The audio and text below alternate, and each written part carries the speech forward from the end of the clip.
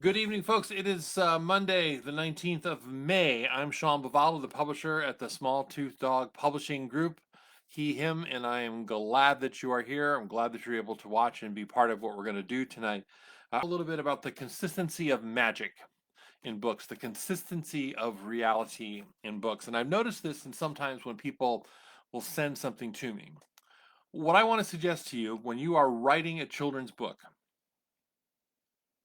and sometimes people will think that just because it's a children's book and it has so few words in it, that it doesn't require the same amount of focus, the same amount of attention as producing much longer, more narrative works as well. So when you look at something like our book that Michelle and I did together, called The Gecko is on the Cover,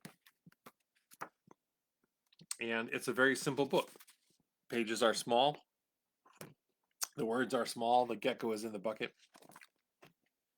The words are bits and pieces, so there's not a lot of words in this book. However, the consistency of the magic of the book, the consistency of the reality of the book remains the same throughout the entire book. So this is about Gecko. There she is on the back cover, sticking her head out of the rocks. All right. Gecko being found in, around, on, etc. We're using location type words. We're trying to teach on, around, near, prepositional words. And in this book, for example, there she is behind the mushroom, right? Okay. In this book has a magical, has a magic that says we're grounded in reality. It is a reality type book. So the gecko is found in natural situations. So the gecko is inside the rocks, playing in the little hole inside the rocks. The gecko is not stacking the rocks. The gecko is behind the mushroom, but the gecko is not doing magic spells on the mushroom. The gecko is next to the shoe, but the gecko is not wearing tennis shoes, right? So the gecko is on the light, the gecko is not switching on the light switch. So our consistency, the consistent magic, the consistent reality of the book is natural order.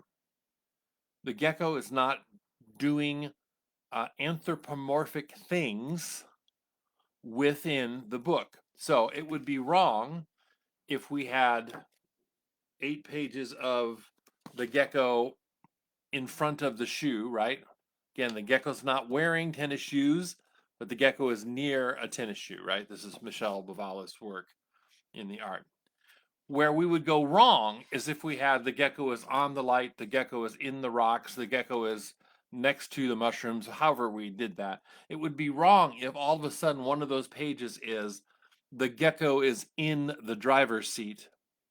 Like if we had the gecko driving a car or driving a truck or wearing tennis shoes, right? Or making dinner with the mushrooms or piling the rocks up to form a wall. That kind of thing could work in a children's book. You could have the gecko is in the driver's seat and the gecko is driving the car. But this book, the way we put this book together, it would not match the reality, the magicalness, right, of the book. The magicalness of this book is small children discovering where is the gecko and finding the surprise within where the gecko is, right? The gecko is not selling flowers on the corner. The gecko is hiding, what do we say? Gecko hides under a flower, right? So it's under the flower on the leaves, all right? Does this make sense to you?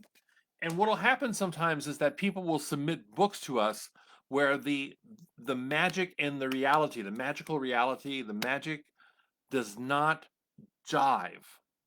That through part of the book, they're presenting a more naturalistic approach to what they're doing. And in other parts, those same characters are doing something magical and anthropomorphic and human, right? Let me check my comments here, get these things back where they belong. So now that's not to say that we don't have books where characters are doing more magical things. So for example, in my expansion, Nancy Monet's book, again illustrated by Michelle Buvala, okay? These bears are doing things in anthropomorphic human type ways, right? So the bears are sitting together looking at the bird in the tree. Let me show you the best example I have of that in this book. Where did I put it? What did I put it? Where is it in the book? This one, for example, the bear is wearing, the bear has a backpack on, and the bear is going off on an adventure wearing a backpack. So we don't have the bears doing natural bear things at one point, but the bears are anthropomorphic, they're human, they're standing up, they're doing things, so that the magic of the bears stays consistent through the entire book. So here they are, sitting on a hill together in a very anthropomorphic pose, in a very human pose, so that the characters stay consistent. The book that we just put out with Pamela Cannon's Wagner, her book Hollis Saves Halloween, all of those characters are doing very human things, anthropomorphic things. They're dancing and they're trick or treating and they're riding um, scooters, right? Because one of the characters has the main character has a leg brace, right? So the characters are staying consistent and magical. We don't have suddenly all the animals appearing, in their cave homes. They're living in houses, so that the consistency, the magic, the reality of the book stays the same throughout the whole book. So what am I telling you this for? Before you submit a children's book for something, keep in mind that the rules of the universe, must stay consistent across the entire book from page 1 to page 14, page 28, page 32, etc.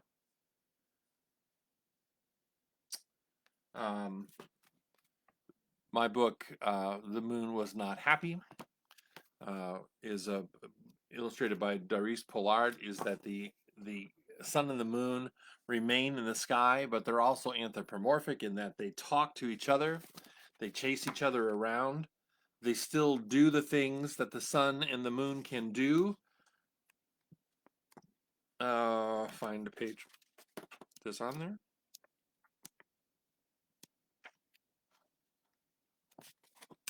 They still are at night and they still are at day, and the people are playing in the sun, or the tides are controlled by the moon.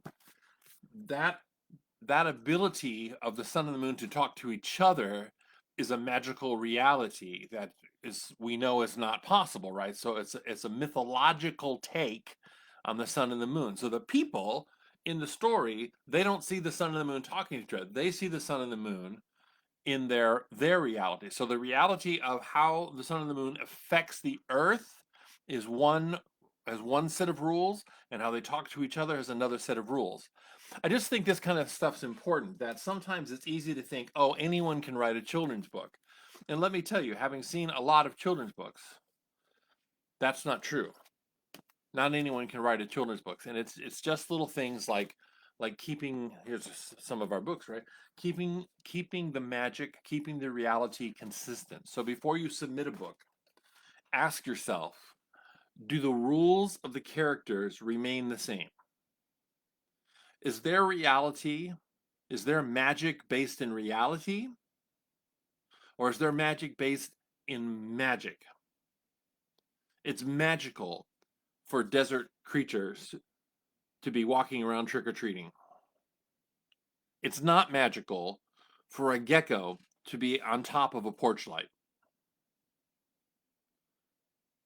As soon as that gecko, though, becomes, again, anthropomorphic, more human, and flips on a light, flips on something, and does some type of action, then you lose the consistency in the work. I hope this makes sense. There's a big difference between a gecko next to a tennis shoe and a gecko wearing tennis shoes. We could have written the entire gecko book with a more magicalness. The shoes are on the feet of the gecko. The gecko puts the flowers in the vase. The gecko puts the mushrooms in the pan. But that doesn't happen in the book. So I hope this makes sense. Hello, Tamara. I hope that makes sense to you, that the idea of keeping the consistent presence of your characters all the way through the book. If the characters are setting out to do one thing and behave in one way, they can't later on in the book suddenly become anthropomorphic or human. If they started out here, if your book is about the wonders of the forest and the trees and what someone sees when they walk through the forest, we can't have 14 spreads where the forest is something being observed and experienced by a child, and then all of a sudden the trees start talking to the child. If the forest is going to overtly teach something to the child by words, by anthropomorphizing those, by becoming human in their abilities, and they should do that from the first page or so. The child can walk into the forest, and the child walked into the forest and saw the trees. And that's the first spread. So it looks like we're going to go naturalistic, that the magic is going to be naturalistic. But then on the next page, and then the child heard a voice, "So, young one, you've come into our forest to see the birds," or whatever, right? Then you've switched, and the rest of the book consistently keeps that same magic. You have to do this in narratives.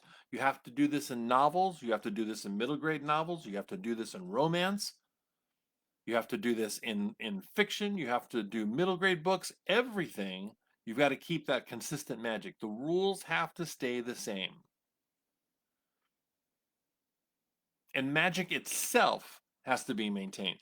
Take a look at the difference between the Harry Potter series, where magic is overtly used and it's easily accessible, easily gotten to. But then you look at magic in, say, something like the Earthsea trilogy, right?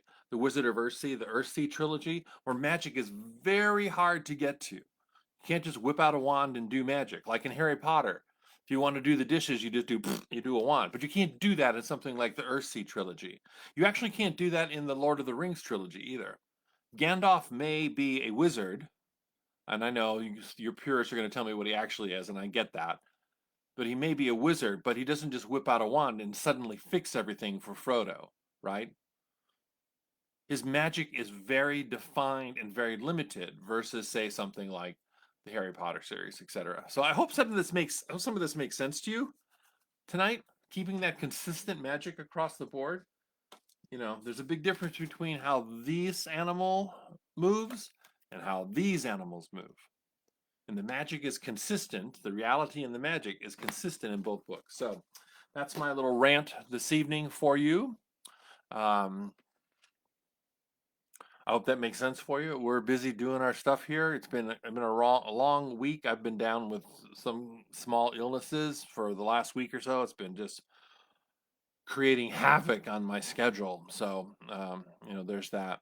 Um, Thanks for being with us this evening. My plan, of course, is to continue to do Monday nights. That's the plan. As a matter of fact, I just wrote up a schedule for the next 7 sessions, so I hope to know a little bit more about what I'm doing. Yeah, Tamara, it does make sense. It's surprising to me. Let me change that. It's expected to sometimes see an author especially new young authors, not understand the rules of magic, the rules of reality, the consistency of magic, as I like to call it, the consistency of magic in a book.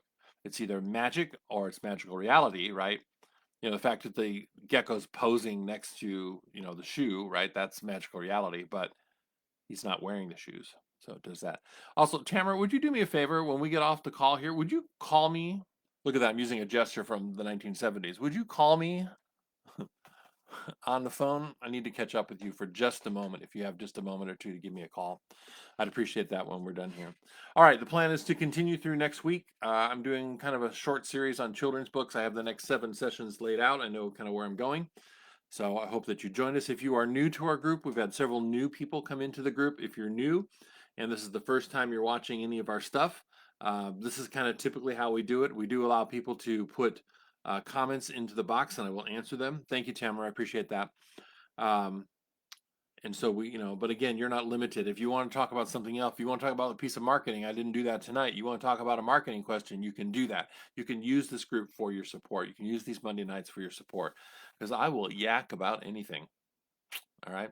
Oh, look, the seasons are changing and the sunlight is coming across my face. Woo! Oh, now it's gone again. Oh, there it's back. There it goes. How about that? All right. Thank you all very much. Look forward to seeing you next week. Always appreciate your time and your comments. Have a great night. See you later. Bye bye.